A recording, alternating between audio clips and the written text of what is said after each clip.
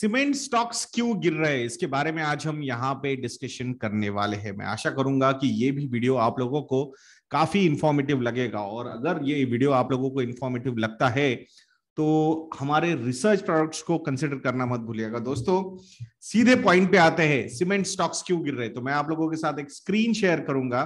सो जब तक मैं आप लोगों के साथ स्क्रीन शेयर करता हूं, तब तक आप लोग हमारा चैनल सब्सक्राइब कर सकते हो और वीडियो को लाइक भी यहां पे कर सकते हो। जस्ट अ सेकंड, बस हो गया। Why cement stocks are falling, तो इसके बारे में यहाँ पे मैंने पॉइंटर्स ऑलरेडी लिखे हुए हैं, तो मैं वो पॉइंटर्स आप लोगों के साथ डिस्कस करने वाला हूं। तो बहुत सारे जो इंस्टीट्यूशनल इन्वेस्टर्स है, ब्रोकर्स है, they have started tracking cement stocks quite in detail now, because last quarter में हमने देखा था अच्छा खासा मार्जिन प्रेशर इन कंपनीज ने देखा था, and that's why margin pressure क्यों आता ये भी डिस्कस करेंगे। तो जो इनपुट कॉस्ट है वो और ज्यादा यहाँ पे बढ़ रही है, एंड दैट्स व्हाई अर्निंग्स जो है, जो Q4 FY22 के अर्निंग्स आने वाले हैं सीमेंट सेक्टर के, तो वहां पे बहुत सारे डाउनग्रेड्स यहाँ पे हो रहे हैं। रीजन क्या है? रीजन है राइजिंग इनपुट कॉस्ट। इनपुट यानी जो रॉ मटेरियल यूज होता है सीमेंट मतलब प्रोड्यूस करने के लिए, तो वो कॉस्ट यहाँ पे, रॉ मटेरियल की कॉस्ट यहाँ पे इंक्रीज हो रही है। ऑलरेडी जो कॉस्ट है, फ्यूल कॉस्ट हो या फिर कोल कॉस्ट हो, वो हमने इंक्रीज होती हुई देखी थी। Q3 FY22 में जो इनके मार्जिन्स थे, ये जो बड़ी कंपनीज है जैसे कि अल्ट्राटेक है या श्री सीमेंट है, अंबुजा है या फिर ACC है, ये जो बड़ी कंपनीज है उनमें ऑलरेडी हमने 5 से 6% का margin pressure, operating profit margin खराब होते हुए हमने देखे थे। मतलब जिसका मार्जिन 25% था वो 20% आया, जिसका मार्जिन 30% था वो 25% तक नीचे आया। तो ये बड़ी कंपनीज, बिकॉज उनका ऑपरेटिंग लिवरेज ज्यादा होता है, कैपेसिटी ज्यादा होते हैं, एंड दैट्स व्हाई इनके मार्जिन्स भी काफी अच्छे होते हैं। बट जो छोटी कंपनीज है जैसे कि स्मॉल कैप हो या mid cap companies, cement companies, वहां पे जो मार्जिन प्रेशर देखा गया वो 10 to 15% का देखा गया। मतलब जिसका मार्जिन 25% था वो 15% तक नीचे आ गए, या फिर कहीं कहीं तो 10% तक भी नीचे आए थे मार्जिन। अब मार्जिन क्यों नीचे आए थे इसके बारे में बात करते हैं। तो एक तो लास्ट क्वार्टर में भी हमने देखा था कि कैसे क्रूड ऑयल के प्राइसेस बढ़े थे, कोल के प्राइसेस भी बढ़े थे। तो ये जो दो मेन कंपोनेंट्स है सीमेंट प्रोड्यूस करने के लिए, उनके अगर इनपुट कॉस्ट बढ़ेगी तो ऑटोमेटिकली प्रेशर उनके मार्जिन्स पे आएगा।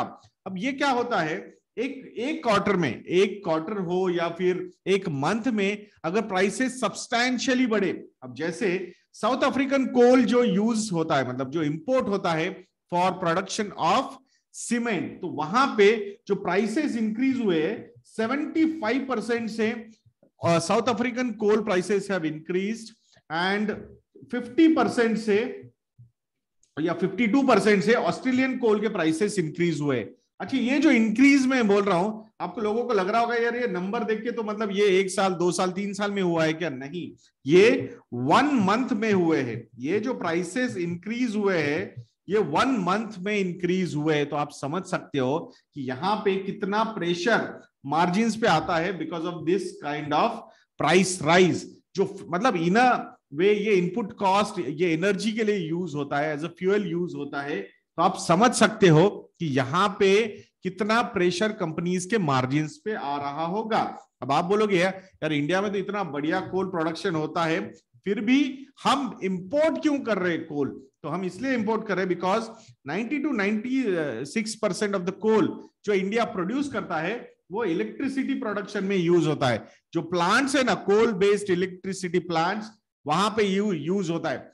हो सकता है आने वाले समय में जिस तरीके से हम नॉन कन्वेंशनल एनर्जी सोर्सेस पे डिपेंडेंसी बढ़ा रहे हैं, क्लीन एनर्जी पे डिपेंडेंसी बढ़ा रहे हैं, तो शायद कोल के प्राइसेस लॉन्ग टर्म में गिरेंगे, but in the shorter duration they are increasing. और हार्डली 3 से 4% का जो कोल है, सप्लाई है, वो सीमेंट सेक्टर को होता है। So that's not a positive, मतलब कंपनीज के लिए पॉजिटिव नहीं है।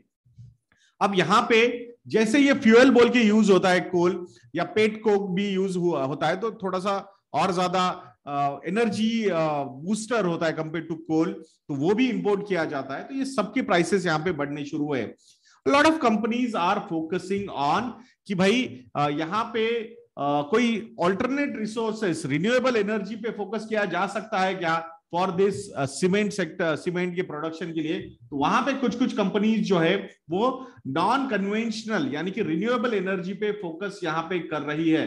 So few of the names I am going to share with you so that आपको उसका आइडिया आ जाएगा. जैसे श्री सीमेंट, ये जो कंपनी है, सो जो भी मिक्स है उसका, मतलब एनर्जी का मिक्स, उसमें से अराउंड श्री सीमेंट जो है 45%, कितना 45% जो मिक्स है, जो एनर्जी का मिक्स उनको लगता है, उसमें से 45% रिन्यूएबल एनर्जी वो सोर्स कर रहे हैं. Then UltraTech is at number 2 position. So UltraTech ने भी यहाँ पे अराउंड 13.7%, कितना 13.7% का जो एनर्जी है वो रिन्यूएबल से सोर्स किया जा रहा है. देन एसीसी या फिर दालमिया, ये अगर कंपनीज हम देखेंगे, ACC cement and Dalmia, they are sourcing 7% of the energy from renewable sources. and Ambuja Cement, ये जो कंपनी है, that is sourcing around 5.1%. यहाँ पे जो